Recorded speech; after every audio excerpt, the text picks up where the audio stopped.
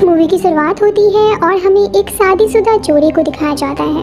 लड़के का नाम होता है यथार्थ सिन्हा और उसकी वाइफ का नाम होता है सांची सिन्हा। दोनों की नई नई शादी हुई थी और दोनों एक दूसरे से बहुत प्यार करते थे, लेकिन समय के साथ साथ धीरे धीरे दोनों के बीच लड़ाइयाँ बढ़ने लगी। और इसी दौरान एक दिन सांची यथार्थ से कहती है कि मैं पिछले 3 महीनों से तुमसे कह रही हूँ कि मुझे डिवोर्स चाहिए। क्या तुमने अपने वकील से बात की? मैं यूके का वीजा लगवा चुकी हूँ और आज शाम तक मुझे जवाब चाहिए। यथार्थ कहता है ठीक है। अब यथार्थ अपने ऑफिस जाते वक्त साइकियाट्रिस्ट विद्या को कॉल करता है और उससे कहता है कि सांची ने रोज रोज का तमाशा बना रखा है, मैं थक चुका हूँ। इस पर विद्या कहती है कि डोंट वरी, सब ठीक हो जाएगा। यथार्थ जैसे ही ऑफिस जाता है उसका बॉस उसे कहता है कि तुम्हें एक मीटिंग अटेंड करने के लिए सिंगापुर जाना होगा। यथार्थ मना कर देता है। वो कहता है कि मैं इस वक्त कहीं नहीं जा सकता क्योंकि मेरी वाइफ को मेरी जरूरत है। अब कुछ देर बाद खबर आती है कि 13 स्टूडेंट्स को बम से उड़ा के मार डालने वाला एक आतंकवादी जिसे फांसी की सजा सुनाई गई थी, वो पुलिस की गिरफ्त से फरार हो चुका है। उस आतंकवादी का नाम हक गुल है और अब वो एक बिल्डिंग के फ्लैट को अपने कब्जे में ले चुका है। यथार्थ की नज़र जैसे ही इस न्यूज़ पर जाती है, वो ये न्यूज़ देखकर काफी परेशान हो जाता है और जल्दी से अपनी कार लेकर अपने घर की ओर भागता है। रास्ते में वो अपनी वाइफ सांची को कॉल करता है, लेकिन सांची कॉल रिसीव नहीं करती। अब यथार्थ विद्या को कॉल करता है और उससे कहता है कि तुम न्यूज़ खोल कर देखो। और विद्या जैसे ही न्यूज़ खोल कर देखती है, वो भी इस न्यूज़ को देखकर काफी परेशान हो जाती है। अब यथार्थ जल्दी से गाड़ी चलाकर अपने बिल्डिंग के नीचे पहुंचता है और पुलिस वालों के पास जाकर उनसे कहता है कि जो आतंकवादी इस बिल्डिंग में घुसा है वो मेरे ही फ्लैट में है। अब एक पुलिस वाला यथार्थ को एसीपी हरिश्चंद्र के पास लेकर जाता है। एसीपी उस बिल्डिंग के वॉचमैन को पीट रहा था क्योंकि जिस वक्त वो आतंकवादी बिल्डिंग में घुसा था वो वॉचमैन अपने फोन में लगा हुआ था। यथार्थ को जैसे ही एसीपी के सामने लाया जाता है, यथार्थ उनसे कहता है कि क्या मैं अपने घर जा सकता हूँ। इस पर वो एसीपी कहता है कि आप अभी वहाँ नहीं जा सकते। अब वो एसीपी यथार्थ को बिठाता है और उसे पूछता है कि तुम्हारे घर में कौन कौन है।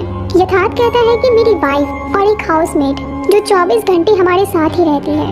इस पर वो एसीपी कहता है कि वॉचमैन ने बताया कि तुम्हारी मेड 1 घंटा पहले घर से बाहर गई थी और वो अभी तक वापस नहीं आई। ये सुनते ही यथार्थ एसीपी से कहता है कि फिर तो मेरी वाइफ घर में अकेली है, मुझे प्लीज उसके पास जाने दीजिए। इस पर एसीपी कहता है कि वो अकेली नहीं है, उसके साथ लश्कर का एक आतंकवादी है जिसके पास 9 mm की एक लोडेड गन है। अब हमें बिल्डिंग के अंदर का सीन दिखाया जाता है जहां वो आतंकवादी सांची को एक जोर का थप्पड़ मारता है और उससे कहता है कि उठो और मेरे लिए पानी लेकर आओ। अब वो आतंकवादी जिसका नाम गुल है वो खिड़की के पास आता है और एसीपी से कहता है कि अगर तुम लोगों ने होशियारी करने की कोशिश की तो एक और बेकसूर की जान चली जाएगी। इस पर एसीपी कहता है कि शराफत से आकर वैन में बैठ जा, वरना अगर हम लोग ऊपर आ गए तो तू यहाँ से मुर्दा करके वैन में जाएगा। अब गुल गुस्से में आकर सांची को पकड़कर खिड़की के पास लाता है और एसीपी से कहता है कि फांसी की सजा तो मिली है मुझे, अगर मैं एक और को मार दूं तो वो सजा बदलेगी नहीं। और अब वो कहता है कि मेरे साथ ही जिब्रान को यहाँ लाओ, तुम लोगों के पास 1 घंटे का समय है।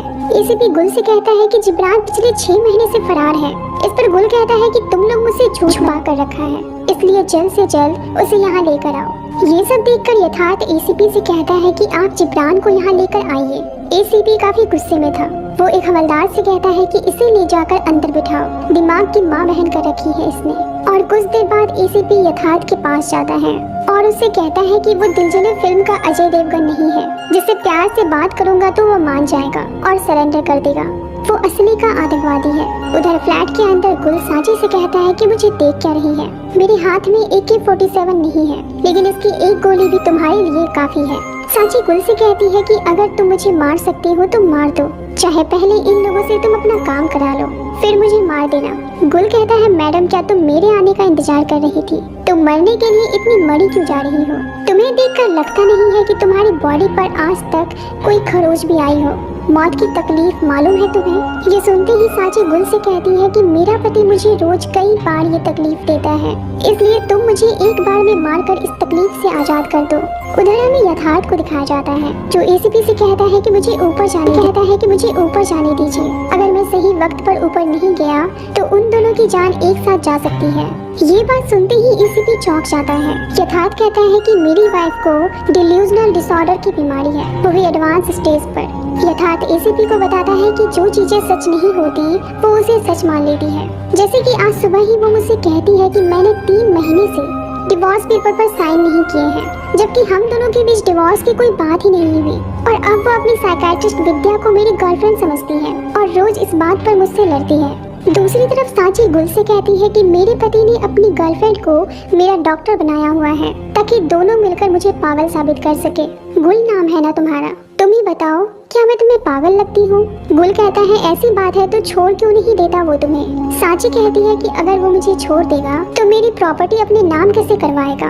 इस पर गुल कहता है ओ मैडम बंद करो अपनी ये कहानी, मैं यहाँ तुम दोनों की प्रॉब्लम सॉल्व करने नहीं आया हूँ, यहाँ खुद की लाइफ की बैंड बजी हुई है। नीचे हमें यथार्थ के बैंड को दिखाया जाता है जिसे एक हवलदार अपने साथ लेकर आता है। यथार्थ उससे कहता है कि तुम सांची को अकेला छोड़कर कहाँ चली गई थी? इस पर वो मैड कहती है कि मैडम ने मुझे सामान का लिस्ट दिया था, मैं वही लेने गई थी। यथार्थ एसीपी से कहता है कि सर आप इससे पूछ लीजिए सांची की कंडीशन के बारे में, मुझे उसे हर रोज दवाई खिलानी पड़ती है पर वो लेना नहीं चाहती, इसलिए मुझे किसी न किसी चीज में छुपाकर उसे दवाई देनी पड़ती है ताकि वो ठीक रहे। और तभी वो मैड यथार्थ से कहती है कि साहब मैडम की दवाई का वक्त हो चुका है। यथार्थ एसीपी से कहता है कि अगर दवाई देने में देर हो गई तो कुछ भी हो सकता है। उधर कमिश्नर को होम मिनिस्टर के सेक्रेटरी का कॉल आता है, वो कमिश्नर से कहते हैं कि हम दिल्ली से एनएसजी भेज रहे हैं। इस पर कमिश्नर कहता है कि हमारी बेस्ट टीम इस केस में लगी हुई है, हमें बस 2 घंटे का वक्त और दे दीजिए। उधर बिल्डिंग में गुल को दिखाया जाता है जो एसीपी से कहता है कि जिब्रान का क्या हुआ,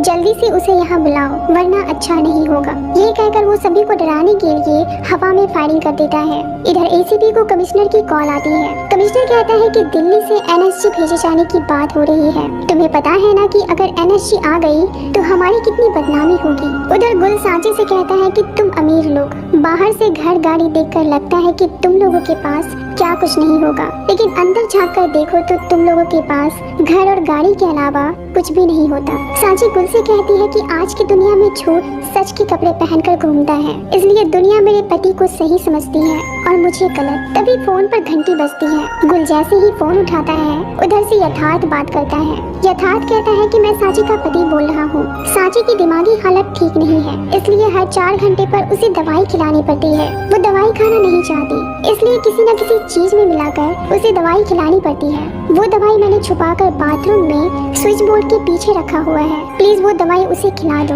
अगर उसे टाइम पर दवाई नहीं दी गई तो वो ना सिर्फ खुद के लिए बल्कि हम सबके लिए खतरा बन सकती है। ये सब सुनने के बाद गुल यथार्थ से कहता है कि मुझे तुम लोग अपनी चाल में फंसाने की कोशिश मत करो, एसीपी से कहो कि वो जिब्रान को यहाँ लेकर आए, उसके बाद तुम अपनी बीवी को संभालते रहना। फोन रखते ही सांची गुल से कहती है कि यथार्थ ने वो गोलियाँ कहाँ छुपा कर रखी है, वो गोलियाँ मुझे ठीक करने के लिए नहीं बल्कि पागल करने के लिए खिलाता है। वो गोलियाँ खाते ही मैं पागलों की तरह हरकत करने लगती हूँ। इस पर गुल सांची से कहता है कि तुम्हारे शहर में इंसान नहीं बसते बल्कि सब के सब फरेबी हैं। सांची कहती है मैं फरेबी नहीं हूँ गुल, चाहे तो तुम मुझे आजमा कर देख लो। गुल कहता है जाओ जाकर चाय बनाओ 2 कप, क्योंकि तुमको भी वही पीना है जो तुम मुझे पिलाओगी। उधर यथार्थ एसीपी से कहता है कि जिब्रान कौन है, आप उसे यहाँ लेकर क्यों नहीं आते?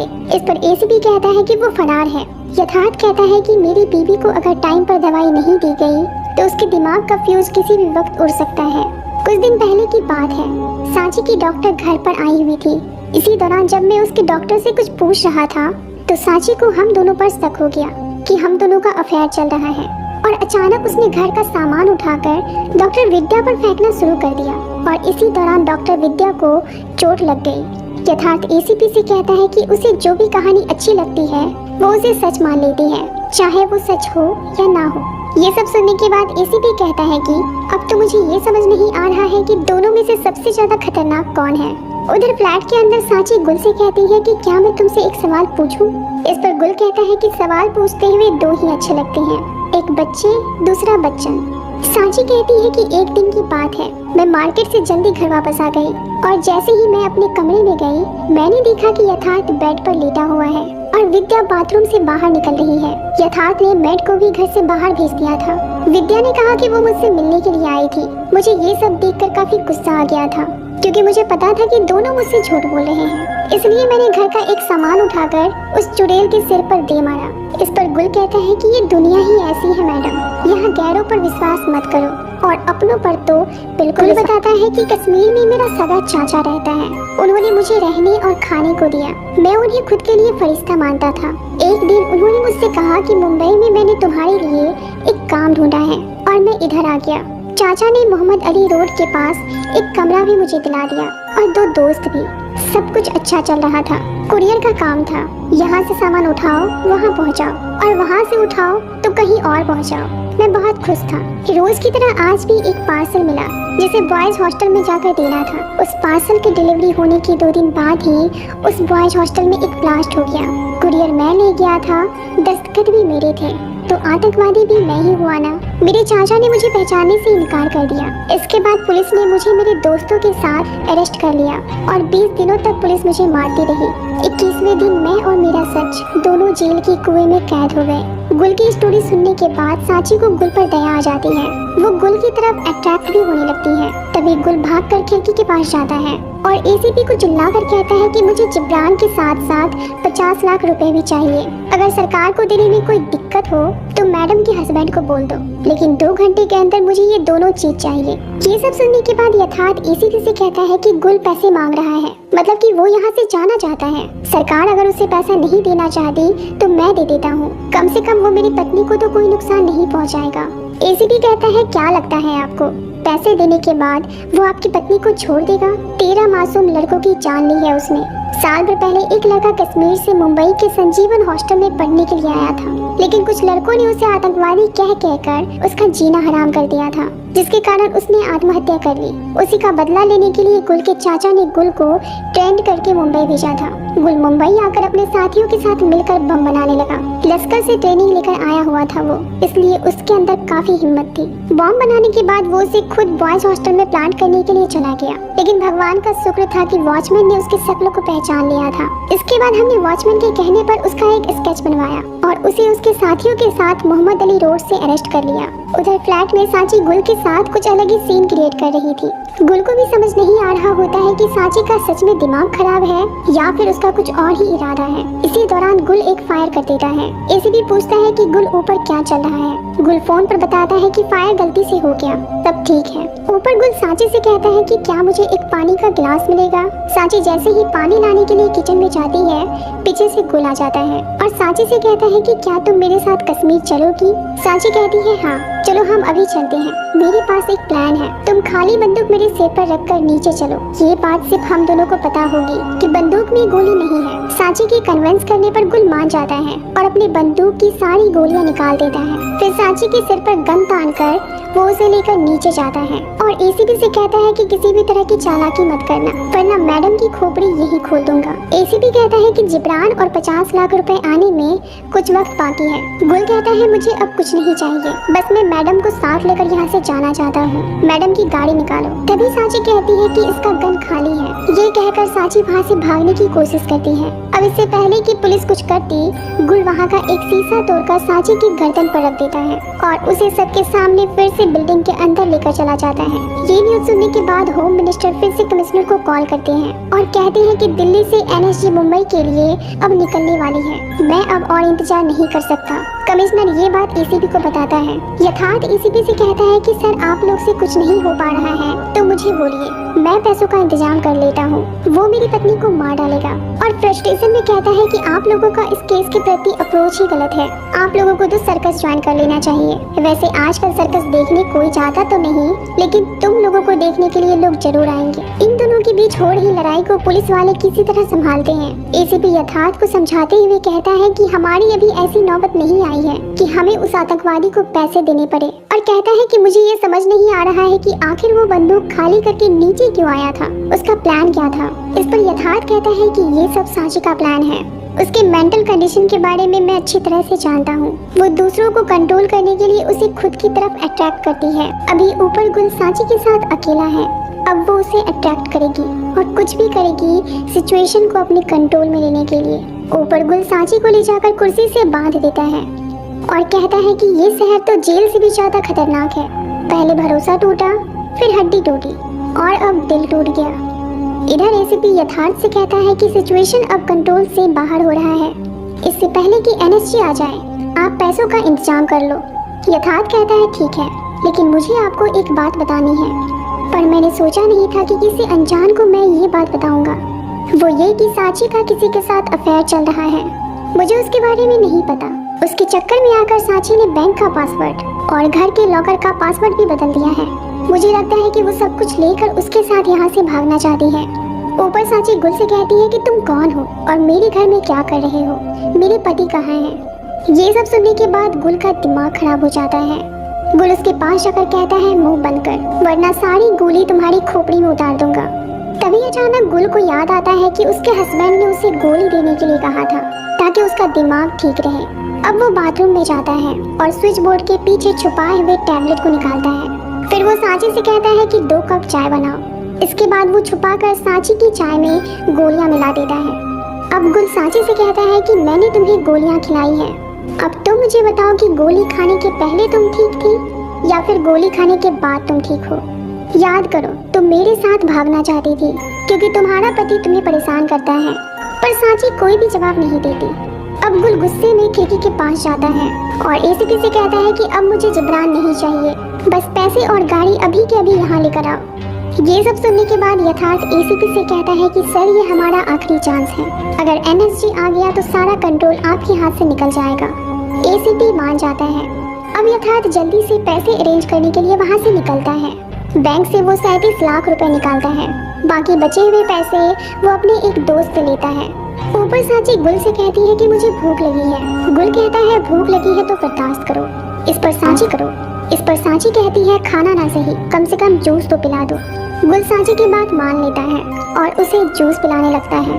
मौका देकर साची फिर से गुल को अपनी ओर अट्रैक्ट करने लगती है और गुल से कहती है मेरे हाथ खोल दो क्योंकि मैं भी तुम्हें जूस पिलाना चाहती हूँ। अब साची गुल को जूस पिलाने लगती है।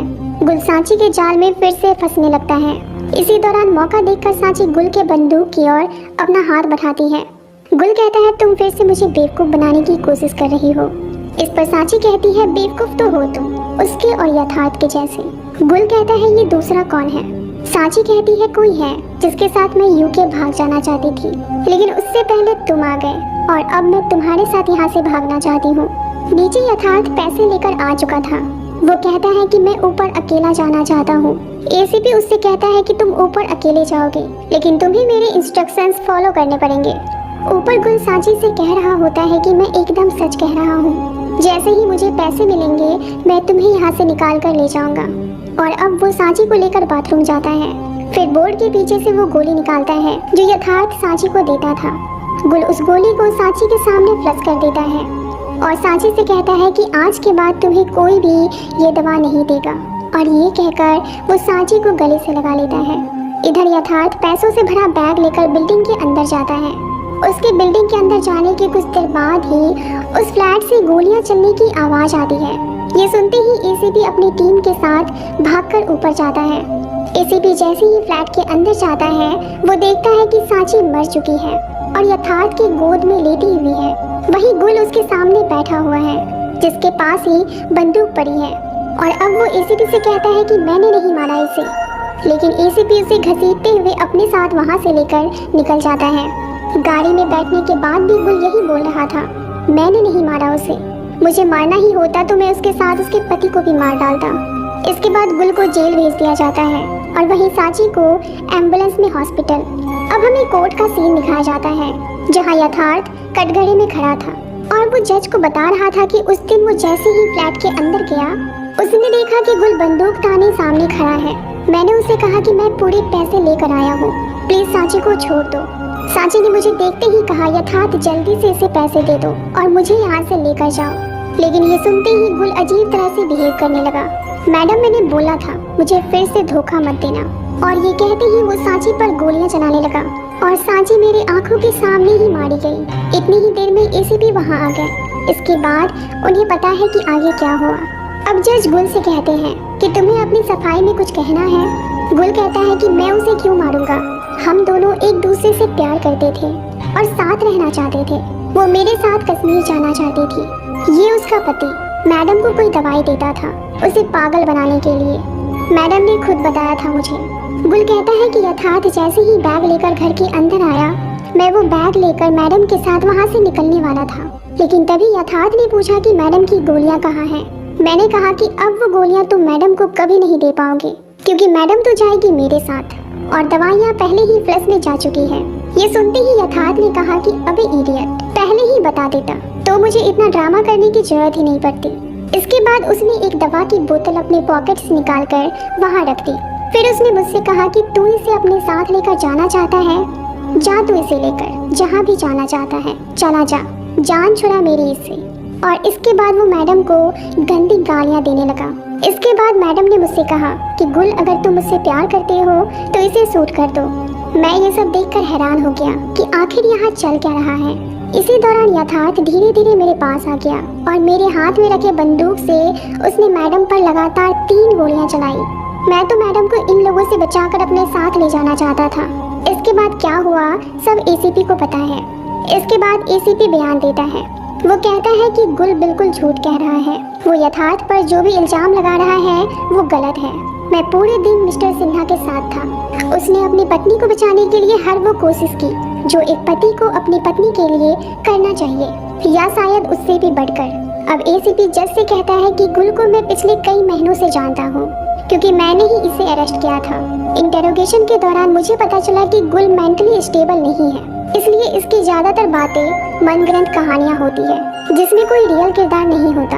इसके मेंटली अनस्टेबल होने का रिपोर्ट मैं पहले ही सबमिट कर चुका हूँ। अब जज फैसला सुनाते हैं कि हकगुल को पहले ही 13 स्टूडेंट को मारने के लिए फांसी की सजा सुनाई गई थी और अब इसे सांची मर्डर केस में सेक्शन 302 के तहत फांसी की सजा सुनाई जाती है। लेकिन इसे तब तक फांसी नहीं दी जाएगी जब तक ये मेंटली स्टेबल ना हो जाए। इसके बाद एसीपी गुल को मेंटल हॉस्पिटल लेकर जाने लगता है। और अब फाइनली हम इस मूवी की रियल स्टोरी के बारे में जानेंगे कि इस मूवी की काली सच्चाई क्या है। दरअसल सांची की डॉक्टर विद्या का यथार्थ के साथ सच में अफेयर चल रहा था।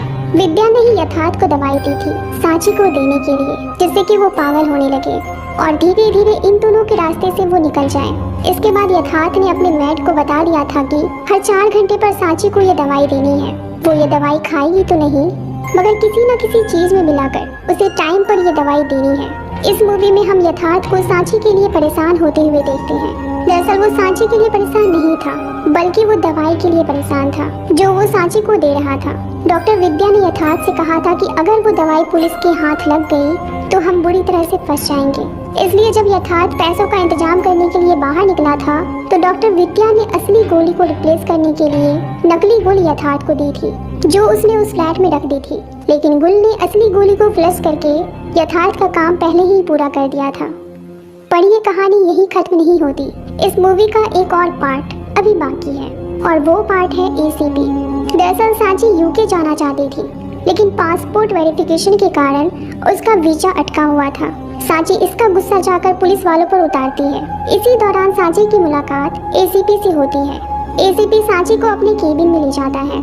सांची से बात करने के दौरान एसीपी सांची की खूबसूरती की ओर अट्रैक्ट हो जाता है और पहली ही मुलाकात में दोनों के नंबर एक्सचेंज हो जाते हैं। अब इनका मिलना और बात करना शुरू हो जाता है, लेकिन सांची का यूके जाने का प्लान कैंसिल नहीं होता।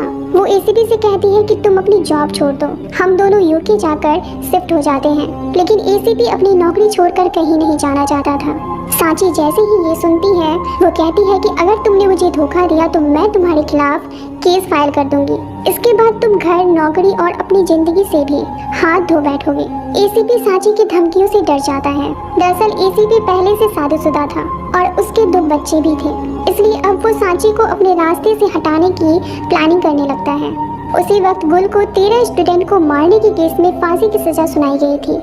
गुल को जेल ले जाते वक्त एसीपी वैन में उसके साथ अकेला बैठता है। वो गुल से कहता है कि मैं तुम्हें फांसी पर लटकने से बचा सकता हूँ, बस तुम्हें मेरा एक छोटा सा काम करना होगा। इसके बाद वो गुल को अपना प्लान समझाता है। वो कहता है कि तुम सांची को ऊपर उसके फ्लैट में कैद करके रखना और मैं उसके पति को पैसे लेकर ऊपर भेजूंगा। जैसे ही वो ऊपर जाएगा तुम सांची को शूट कर देना और सारा इल्जाम उसके पति पर डाल देना। गुल एसीपी की बात मान लेता है। अब एसीपी सांची को मैसेज करता है कि वो उससे मिलना चाहता है। इसलिए वो सांची से कहता है कि वो मेड को किसी बहाने से घर से बाहर भेजे। इसके बाद एसीपी गुल से कहता है कि वो उसे मारे और उसकी गन लेकर वहाँ से भाग जाए। गुल ऐसा ही करता है, वो एसीपी को मारकर उसकी गन लेकर वहाँ से भाग जाता है और इस तरह से एसीपी अपने प्लान को अंजाम देता है। आगे क्या होता है ये तो हमने मूवी में देख ही लिया। अब एसीपी गुल के पास जाता है और उससे कहता है कि मैंने अपना प्रॉमिस पूरा किया, तुम भी अपना प्रॉमिस याद रखना, क्योंकि जिब्रान पिछले 6 महीने से मेरे ही पास है। और कहता है कि अगर तुमने कभी भी मुझे डबल क्रॉस करने की कोशिश भी की तो मैं उसे ठोक दूंगा। इसके बाद हमें पता चलता है कि गुल ने सांची को एसीपी की सारी सच्चाई बता दी थी कि एसीपी उसे मारने के लिए वहाँ भेजा है, कि एसीपी ने उसे मारने के लिए वहाँ भेजा है। पर गुल ने सांची से कहा था कि मैं तुम्हें मारूंगा नहीं, बल्कि अपने साथ कश्मीर ले जाऊंगा। पर ऐसा कुछ भी नहीं हुआ।